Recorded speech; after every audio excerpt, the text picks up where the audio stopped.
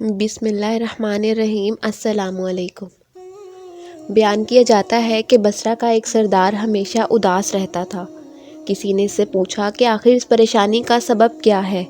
اس پر سردار نے جواب دیا کہ مجھ سے ایک ولی اللہ کی خدمت میں کچھ بے ادبی ہو گئی تھی، اس لیے ڈرتا ہوں کہ قیامت کو اس کے مواخذے میں گرفتار نہ ہو جاؤں۔ واقعہ یوں پیش آیا کہ میں ایک مرتبہ بیت اللہ کی زیارت کو جا رہا تھا۔ سب دوست عزیز و اقارب رخصت کرنے آئے۔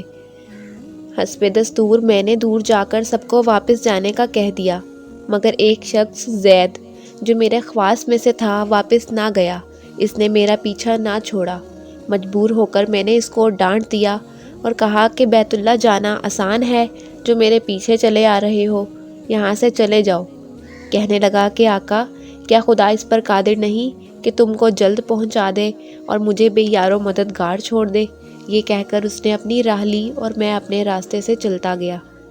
راستے میں مجھے پھر زید کہیں نظر نہ آیا۔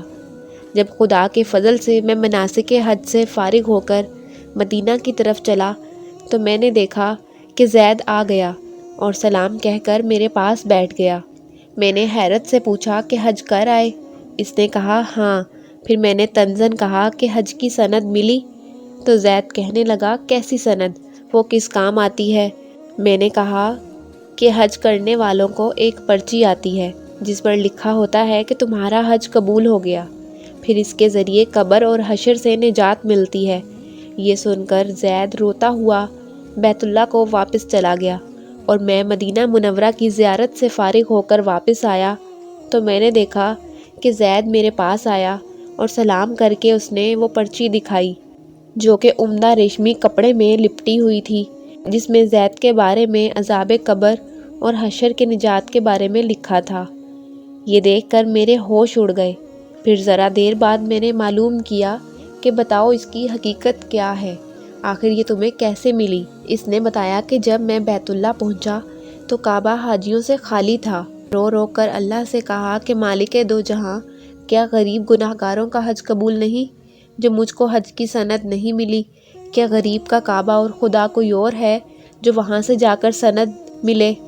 مجھ کو قسم ہے تیری ذات کی، جب تک پرچی نہ ملی میں یہاں سے نہیں جاؤں گا۔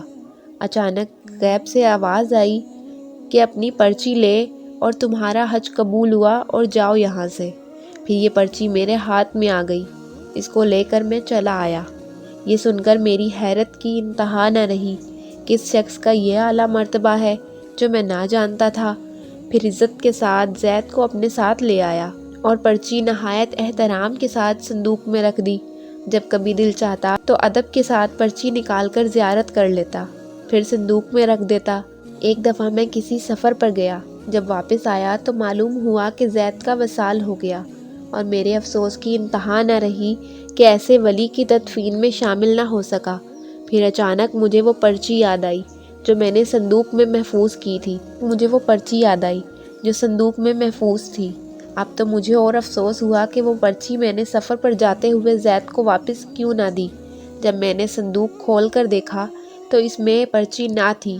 مجھے بہت افسوس ہوا، زاروں کے تار رونے لگا اور روتے روتے بے ہوش ہو گیا تو کیا دیکھتا ہوں کہ سجی ہوئی جنت میں زید سر پر تاج رکھے اعلیٰ لباس میں تخت پر جلوہ افروز ہے۔ میں نے قریب جا کر سلام کیا تو اس نے کہا کہ آقا، اس قدر پریشان کیوں ہیں؟ میں نے کہا کہ مجھے یاد نہیں رہا، تمہیں وہ پرچی واپس کرنا۔ کہنے لگا وہ تو میرے پاس ہے اور اس کی بدولت تو مجھے جنت حاصل ہوئی۔ سچ ہے کہ جو اللہ کا ہو جاتا ہے اللہ تعالیٰ اس کی سب مرادیں پوری کر دیتا ہے۔ امید ہے کہ آپ کو ویڈیو پسند آئی ہوگی۔ ویڈیو پسند آئی تو لائک کر دیں، چینل کو سبسکرائب کر دیں اور بیل آئیکن آن کر دیں۔ جزاک اللہ۔